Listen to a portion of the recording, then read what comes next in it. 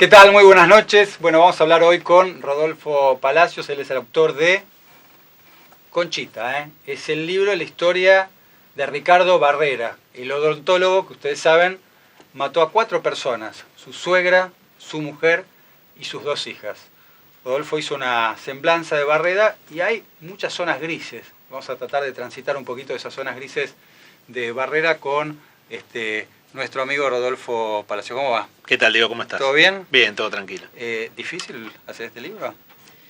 Creo que lo difícil vino después, ya con el libro publicado, con las repercusiones, la opinión de Barrera. Y también fue difícil llegar a él. Me costó convencerlo porque él no quería hablar de los crímenes. Y entonces fue toda una etapa de convencimiento, porque la idea mía era mostrar su segunda vida.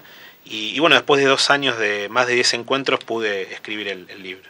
Bien, vamos a los auspicios y después de los auspicios transitamos un poquito sobre este libro de Rodolfo Palacios sobre Ricardo Barrera. Ahí está, vamos.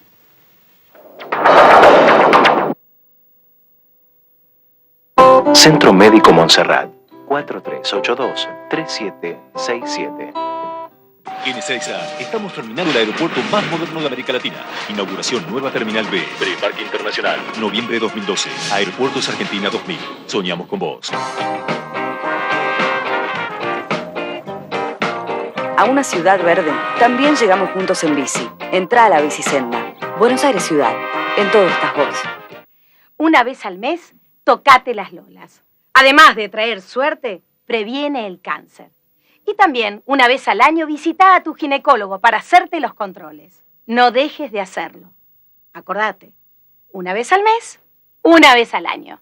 Ospose Integral. Compromiso médico. Bien, está presentado nuestro amigo Rodolfo Palacios sobre la vida, sobre este libro titulado Conchita, de la historia de Ricardo Barrera, el odontólogo que asesinó, decíamos, a 4 personas, su suegra, su esposa y sus 2 hijas. Recordemos lo que sucedía hace más de una década atrás, cuando se conoció el veredicto.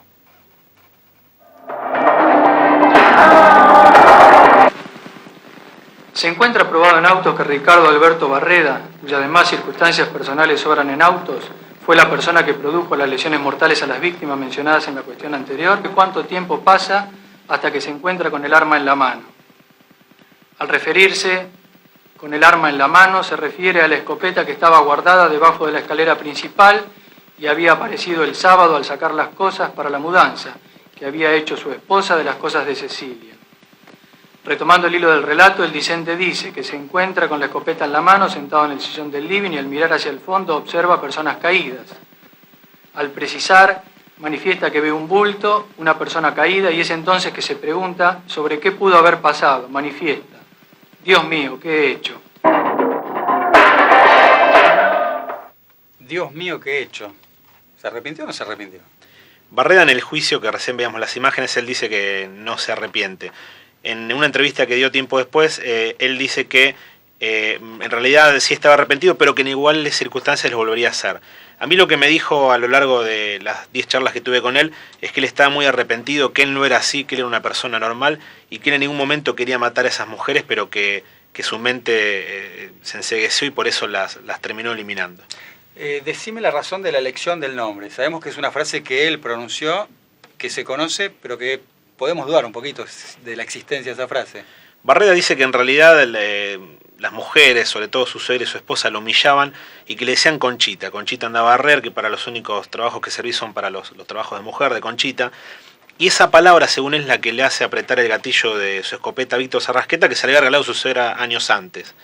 Y también esa palabra, insólitamente, es la que lo convierte en víctima en cierto sector de la sociedad, que dice: pobre hombre, la verdad, le decían Conchita, que está en el lugar de él. Pero aún se duda si realmente las mujeres le decían de esa manera. Y si fue un invento de Barrera que de esa manera buscó victimizarse ante la sociedad. Salió un artículo en Clarín tiempo atrás, hace no mucho, de unas amigas, compañeras de las hijas de Barrera, las hijas asesinadas de Barrera, que ponían en duda la posibilidad de que haya dicho esa palabra. ¿Por qué? Porque era un hombre formado, culto, que habitualmente no pronunciaba insultos. Ese testimonio es muy importante porque siempre estaba la versión de él. Lo que dicen también las amigas de sus 2 hijas, de Adriana y de Cecilia, era que él las maltrataba a ellas, no que ellas lo maltrataban y lo humillaban. Y eso es muy interesante porque en el juicio no fue algo a investigar, es como que enseguida la versión de Barreda quedó incorporada como que era un hombre maltratado y que había actuado en venganza a esos maltratos. También lo que cabe preguntarse es si realmente esto fue un ataque de ira, él un día enfureció por esos maltratos y se las mató, o si realmente fue algo que planificó con un año de anticipación. ¿Cómo te llegó el peso cultural de esta historia? Te lo digo porque a lo largo de todos estos años, muchos hombres han dicho, es un ídolo. Lo han dicho así, es sin vueltas, es un ídolo, es nuestro representante en el gremio de los hombres. ¿Cómo pesa eso? Aún hoy, 20 años después, y ya con el término femicidio, violencia de género ya incorporados en parte de la sociedad en los medios, hay hombres que todavía lo reivindican, que le gritan ídolo, que le mandan cartas o le piden autógrafos. Lo que más me llamó la atención, además de la admiración masculino-machista, es que varias mujeres también lo admiran y se han sacado fotos por él. Lo admiran por la triste fama que él consiguió en los medios. Eso en Estados Unidos es muy común, que el asesino sea admirado, tenga club de fans. Y creo que no hay un caso policial como el de Barreda, por esto mismo que vos decís, por esta especie de folclore, de un hombre que le dice a su suegra, cuidado porque me transformo en Conchita y te puede pasar algo, o esto que la hinchada de Estudiantes de La Plata, equipo del que es hincha Barreda, sacó una bandera que decía Ricky ídolo. Hay 6 grupos de rock y cantantes que le dedicaron canciones en su homenaje. Y esto es algo insólito que lo genera Barreda aún 20 años después de los 4 crímenes. Bueno, decíamos si estaba arrepentido o no estaba arrepentido. Escuchen lo que dice Barreda y lo analizamos con Rodolfo. Quiero remarcar una cosa, porque siempre se ha dicho que en el juicio yo dije que yo volvería a hacer lo que hice, y eso no es así, como se dijo. Ahí, cuando me hicieron esa pregunta, yo lo que respondí fue que si las circunstancias se volvieran a dar de la misma manera, hay un creo ahí, que volvería a responder en la forma que respondí. Porque cuando el cúmulo de pruebas, ofensas, humillaciones y todas las cosas, injurias y todo lo que sea, llega a cierto punto, uno estalla. Bueno, como nos decía hace un ratito Rodolfo, está arrepentido, pero no está arrepentido. Es raro, ¿no? Porque efectivamente, no en este tape, pero en otra oportunidad dijo que está arrepentido, pero acá remarca que cree que, y habla de las circunstancias y demás. No está arrepentido. No, yo creo que él los 4 crímenes, y de hecho lo han dicho los peritos, fue como una manera de liberarse, de sentirse liberado. Y no tiene un arrepentimiento porque él justifica los crímenes porque decían eso, bueno, me maltrataban, yo era la víctima. Y creo que él, más allá de la culpa de haber matado, porque todo aquel que mata se mata a sí mismo y carga con ese crimen por el resto de su vida, creo que él se siente otro hombre, un hombre más libre porque ellas no están a su lado. Hablando del arrepentimiento o no, nos va a relatar ahora Rodolfo lo que pasó inmediatamente después del asesinato. Y creo que también marca un poco la personalidad de Barreda, porque lo mató y ¿qué pasó? Las mató en verdad, las mató a las 4 mujeres y ¿qué pasó inmediatamente después? Él, lejos de ponerse nervioso, lo primero que hace es ir al zoológico porque ver jirafas y elefantes a él lo relajaban. Después iba al cementerio municipal de La Plata, hacer algo que aún hoy lo sigue haciendo, es una costumbre, que es pararse frente a la tumba de su padre y hablar, mantener un diálogo. Hola viejo, ¿cómo estás? Yo estoy bien, no estoy mal. Después de ahí va a ver a Pirucha, que es una bruja amiga de él, y le dice que había matado a las mujeres, le dice mandó una macana. Pirucha le aconseja tirar la escopeta en Punta Lara. Barreda va en su Ford Falcon familiar verde, va a tirar la escopeta. Después de ahí se reúne con su amante Hilda. Ella días después declaró que Barreda había estado como si nada, ella no sabía que había matado a esas mujeres. Y después iba a comer pizza con ella. 9 horas después vuelve a su casa, se reencuentra con esa matanza, llama a la policía y dice entraron a robar y hay 4 bultos, no dice hay 4 mujeres, son mi familia. Horas después se quiebra y termina confesando los asesinatos. A mí me llama mucho la atención de una persona que aparece como tan racional, un profesional, culto, que lee, que sabe de fútbol, que está instruido, que se recueste en una vidente o una bruja por un lado. Eso me llama la atención. Pero bueno, alguien que ha matado, no podemos decir que todos sus actos son racionales tampoco. Vamos a otro tape, a otra declaración de Barreda y seguimos analizando con Rodolfo de qué se trata este personaje que hace 20 años se cargó a 4 mujeres. Y bueno, jugábamos con mi chica en la parte del patio de abajo y ¿Cuántos años tenían las chicas? ¿Y qué podría tener? 3 años y pico. Un día llego y digo, che, Cecilia, anda a buscar la pelota. Y ella me dice, no, dice, las niñas no juegan a la pelota, esas no son juegos de niñas. A la flauta, ya. Ahí le habían metido un mensaje.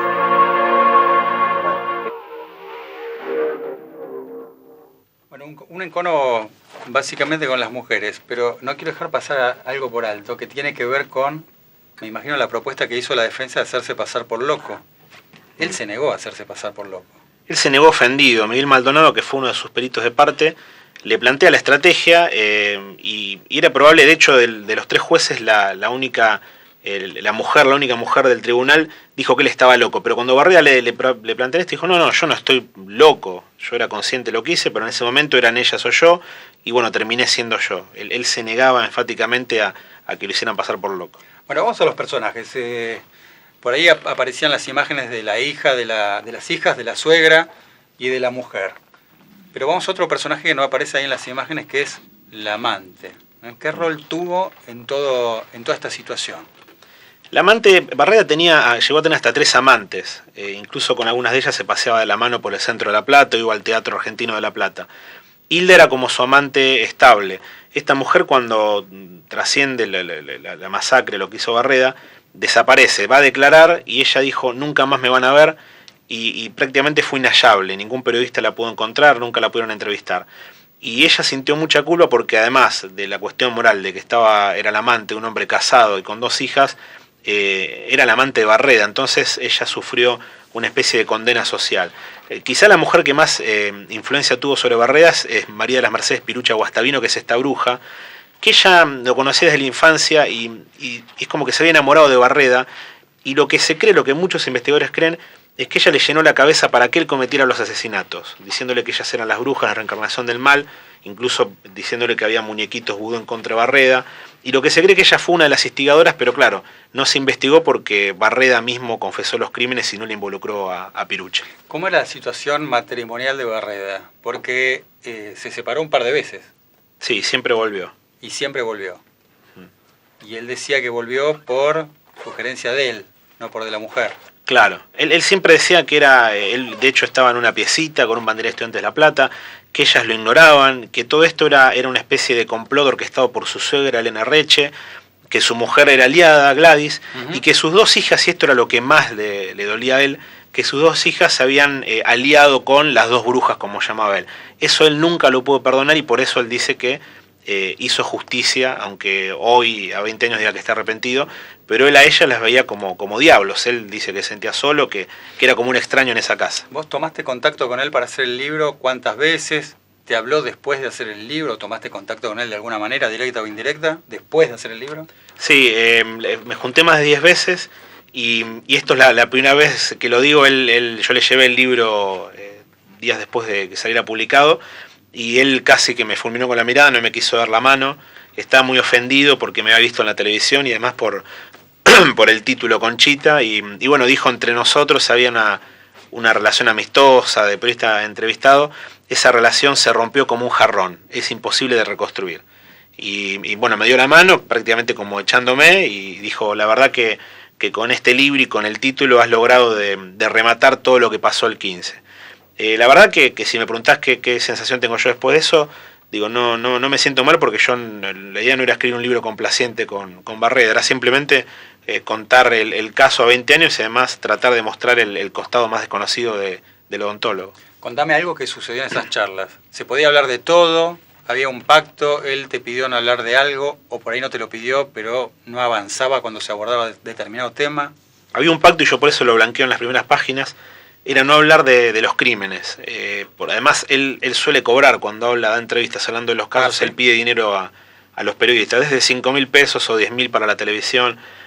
Entonces yo le dije que no iba a pagarle, pero bueno, que me interesaba contar su historia, él dijo que no le interesaba. Después me enteré que le había recibido un fotógrafo y se dejó hacer fotos a cambio de nada. Y lo volví a llamar y le dije que no quería contar los crímenes, sino que lo que quería hacer era contar su segunda vida con su novia Berta. Y él aceptó y la primera charla, me acuerdo que comimos una picada y hablamos de fútbol, de Fellini, de cine. Él lloró cuando recordó su película favorita, que es Tiempos Modernos de Chaplin, recordó la escena final y se le caen las lágrimas. Y me parecía ver un Barreda humano, ¿no? El que mató a sangre fría. Y lo que me pareció también insólito cuando él mata a las hijas y no siente compasión por ellas. Él hoy cuida 2 cotorritas que son sus mascotas y las quiere como si realmente fueran sus hijas, y entonces me encontré con un Barreda de entrecasa bastante desconocido. ¿Hablaron alguna vez los pacientes de Barreda, el odontólogo? Lo que han dicho los pacientes es que era un hombre intachable, hasta de decirle impuntual, hasta de cobrarle menos o de sugerirle que vaya otro odontólogo especialista. Siempre han tenido la mejor referencia de Barreda. Él atendía en su casa, en un consultorio que tenía en la casona de la calle 48 entre 11 y 12 de La Plata. Lo que me llama la atención es que hoy hay gente, y esto dicho por él, incluso me lo han dicho a mí, no ex pacientes, sino gente que nunca se trató con él, que en el caso de que vuelva a ejercer como odontólogo quiere atenderse con Barreda. Esto forma parte, creo, del morbo y de la insólita admiración que él genera en algunas personas. Recién mencionabas una dirección de La Plata, y te había escuchado en un reportaje anterior que él tiene como una fantasía, una devoción por volver a La Plata. ¿Es así? ¿Y por qué? Volver a La Plata y volver a la casa donde él mató a las mujeres. Casa que fue expropiada. Fue expropiada por la legislatura bonaerense para ser convertida en un centro de asistencia a familiares de víctimas de violencia de género. Recordemos que fue expropiada hace muy poquito tiempo atrás. Le da como cierto sentido de oportunidad también porque junto al lanzamiento del libro de Rodolfo. Y de hecho el proyecto inicial fue encabezado por una agrupación de hombres en contra del machismo, es decir, todo fue muy simbólico. Barreda quiere volver ahí para vivir ahí, para volver a andar en el Falcon Verde donde fue a tirar la escopeta en Punta Lara, y quiere volver a ejercer como odontólogo en su casa. Yo lo que creo es una fantasía que no la va a poder cumplir porque la casa fue expropiada, pero él busca tener la misma vida que tuvo hasta hace 20 años, pero sin las 4 mujeres. Él, a propósito que decís esto, porque también lo escuché muchas veces decir a él que él no puede creer que le pasó a él. Insiste con esto después de 20 años, de toda esta historia, de los tapes, de las imágenes. Y me parece que esto también tiene que ver con esto que él relata, ¿no? Esta fantasía de volver a ejercer la profesión como si nada, creyendo que todavía no le pasó nada, y pasó mucho. Él mismo lo dice con sus palabras, él por momentos vive instantes de felicidad, no sé, cuando juega Estudiantes y gana se siente bien, pero dice que por momentos se acuerda lo que él hizo y se le dibuja una máscara de funesta en la cara. Y es la marca que traen todos los que han matado, y más en el caso de él, que se dictaminó que no era un psicópata que gozó, si bien se sintió liberado, él no es que gozó y mató por placer, de hecho era un tipo como cualquier otro. Y él quiere ser otro, sin duda, a él le gustaría ser otro, pero también es verdad que, entre comillas, disfruta esa especie de fama de salir por la calle y que lo feliciten. Más allá de que él me dijo, cuando yo le pregunté qué le pasa por la cabeza cuando viene una mujer o viene un hombre, le dice: Ricardo, te quiero sacar una foto, ¿cómo estás? Y él dice: no me gusta porque me hubiese gustado que me felicitaran por algo bueno que haya hecho, por ejemplo, inventar una vacuna contra la caries. Entonces él dice eso, que por un lado le molesta eso, pero obviamente prefiere eso y no que lo insulten. ¿Y tiene gente que lo insulte alrededor? ¿Hay gente que lo insulta? Sí, pero no son muchos, al menos las cantidad de veces que salí con él a la calle. Mucha gente que lo desprecia, es como que lo mira como si él fuera un extraño, si fuera un monstruo, y a veces le saca fotos o la sube a internet o sube el videíto. Pero sí, lo han insultado, y de hecho hasta hace pocos días le escribieron asesino en su casa de Belgrano, de la calle Vidal, donde vive con Berta, y pintaron 4 cruces, una por cada una de las víctimas. ¿Y pudo reconstruir su vida social, amigos, parientes, o está aislado? Parientes no, algunos amigos tiene, vecinos, y pudo reconstruir. Yo en otros casos, la verdad que el de Barreda es un caso inédito también en eso, porque él sale por la calle, viaja en subte, va a hacer los mandados, va al cine, va al teatro, y tiene una vida social bastante activa. No es que se queda encerrado con temor a salir a la calle, y él mismo va por la calle y no le molesta si alguien lo puede insultar o mirar raro. Es como que en ese sentido no siente una molestia al salir a la calle. ¿El fallo contra Barrera fue unánime o hay alguna particularidad? No, hay una particularidad. Hay una mujer, una jueza que vota en disidencia, que decía que Barreda no había comprendido la criminalidad de los actos. Es decir, que Barreda tenía que ir a un psiquiátrico con tratamiento. Los dos hombres dijeron que no, que Barreda había comprendido no solo eso, sino que además lo había planificado, porque un año antes había comprado cartuchos, también antes había hecho un curso de criminología y además había practicado tiro en un descampado. Es decir, para 2 de los 3 jueces, Barreda planificó esta matanza porque se le había metido en la cabeza que tenía que matarlas. ¿Y vos qué percepción tenés de eso? Estoy más de acuerdo con que fue una planificación, no que él en un momento tuvo un ataque de ira y la fue matando.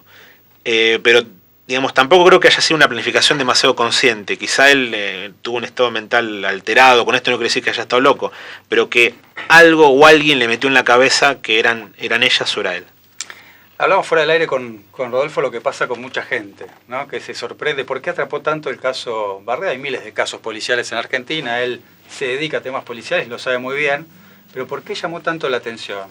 Alguna cosa que concluíamos no muy científicamente, sino en una charla de café con Rodolfo era un tipo que fue a la facultad, se recibió, era profesional, ejercía, tenía una familia tipo, esposa, 2 hijos, 2 hijas en este caso, y de un día para el otro explotó.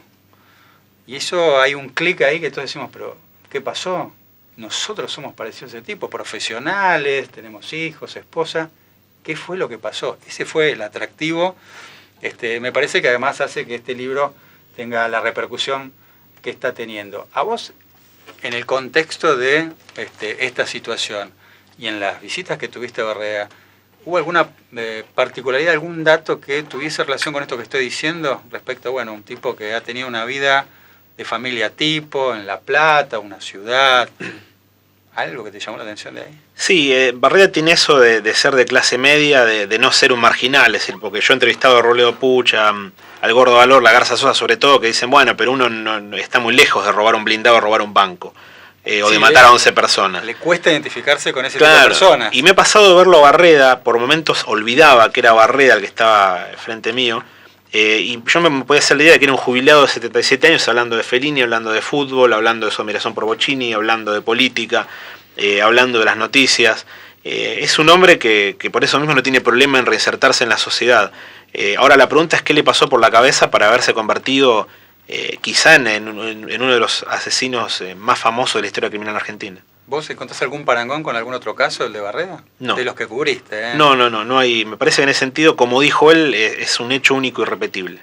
¿Y la política tiene alguna llegada a este tema? ¿Algún político se interesó a favor, en contra, haciendo campañas, creando organizaciones contra este tipo de actos criminales de Barreda?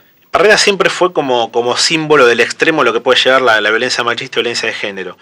Y ahora el tema de la casa de Barreda en La Plata, hubo acuerdos ya sea desde el oficialismo bonaerense hasta la oposición. En ese tema se pusieron de acuerdo y también fue unánime, primero en la Cámara de Diputados bonaerense, después en la Cámara de Senadores, para que esa casa sea expropiada. Es un tema que en ese sentido políticamente no hay diferencias, todos opinan que simbólicamente correspondía quitarle la casa a Barreda, más allá de que algunos constitucionalistas no están de acuerdo porque dicen que no fueron delitos de lesa humanidad y de que puede sentar un precedente de que cualquiera que mate se le quite su casa por vías políticas y no por vía judicial. Cuando hiciste la serie de entrevistas a Barreda, ¿estaba acompañado por su mujer? La mayoría de las veces sí, con Berta André, que lo conoció en la cárcel. ¿Y participaba de la conversación? Sí, siempre y cuando él la dejara, porque es una relación bastante extraña que tiene. Te lo pregunto porque hay una declaración reciente de él, bastante despectiva hacia su pareja. Corregime si no es así, pero hablaba de ir a ver una película y dijo, ¿cómo le dice? Porque no le dice Berta. Chochán. Dice, la Chochán no va a entender, no la voy a llevar porque no va a entender. ¿Es algo así lo que dice? Sí, él, lo que yo veo en los desencuentros, no sé si en la intimidad actúa de otra manera, nunca vi un gesto de afecto, de cariño de Barreda hacia Berta. Siempre menosprecio, Chochán no va a entender la película, ¿para qué si no la va a entender? Una de Woody Allen. Chochán todo el día se la pasa viendo las noticias policiales. Chochán se la pasa durmiendo. Yo un día le dije, una picada para Berta. No, si Chochán come esto fenece. Tuvo un maltrato psicológico y verbal que Berta lo absorbe y se desvive por Barreda. Por eso también el subtítulo del libro es El hombre que no amaba a las mujeres. Sedujo a muchas mujeres, pero yo no sé si amó a alguna. Él ya desde chico veía que su padre, Felipe, militar retirado, maltrataba a su madre, y creo que él no encuentra otra manera de relacionarse con las mujeres que no sea a través del maltrato o el desprecio. ¿Hace cuántos años que está en pareja con Berta? Con Berta hace 20 años. Mediáticamente trascendió hace 7 años, pero ella lo conoció pocos días después de que él cayera detenido en la Unidad 9 de La Plata. ¿Y qué sabemos de las amantes de entonces?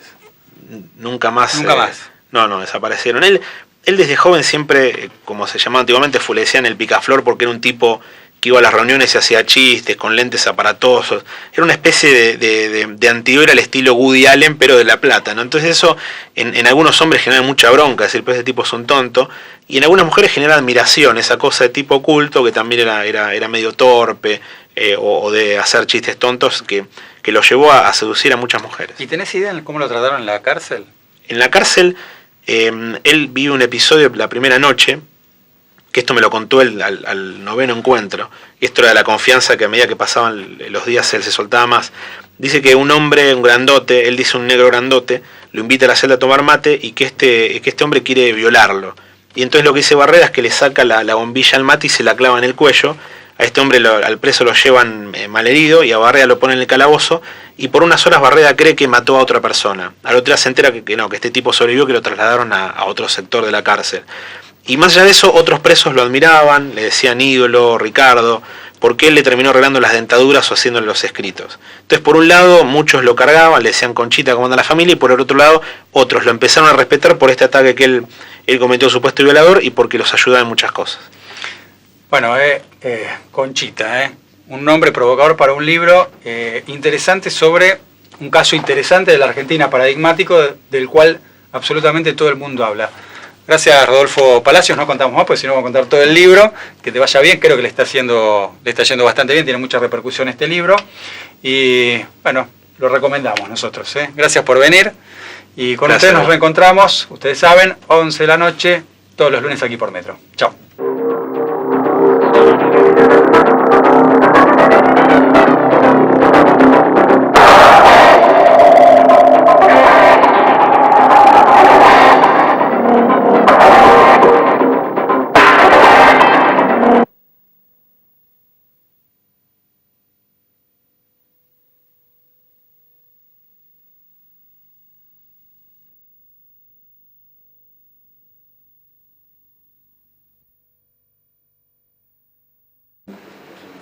hayan controlado, mejor o peor, el paso de drogas por sus fronteras, según los parámetros que ellos imponen. Mucho más sencillo que controlen la suya. Si el 90 o el 80%, con seguridad el 80% de las drogas que se consumen en Estados Unidos se producen fuera de Estados Unidos. Quiere decir que controlando la frontera de Estados Unidos se estaría abonando fuertemente la hipótesis de que el paradigma belicista, el paradigma controlador, solucionaría el problema.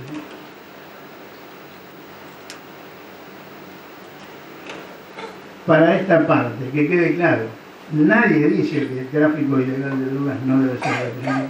Eso nunca lo dijo el doctor Oval, porque algunas veces se le ha dicho que por tanto poner el énfasis en prevención y asistencia no se estaba ocupando adecuadamente del otro.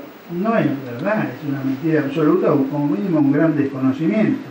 El doctor Duvalde dijo, hasta recuerdo algunas palabras que creo que en el libro no están, que decía prevención a fondo y represión a fondo, lo escuchamos muchas veces decir eso.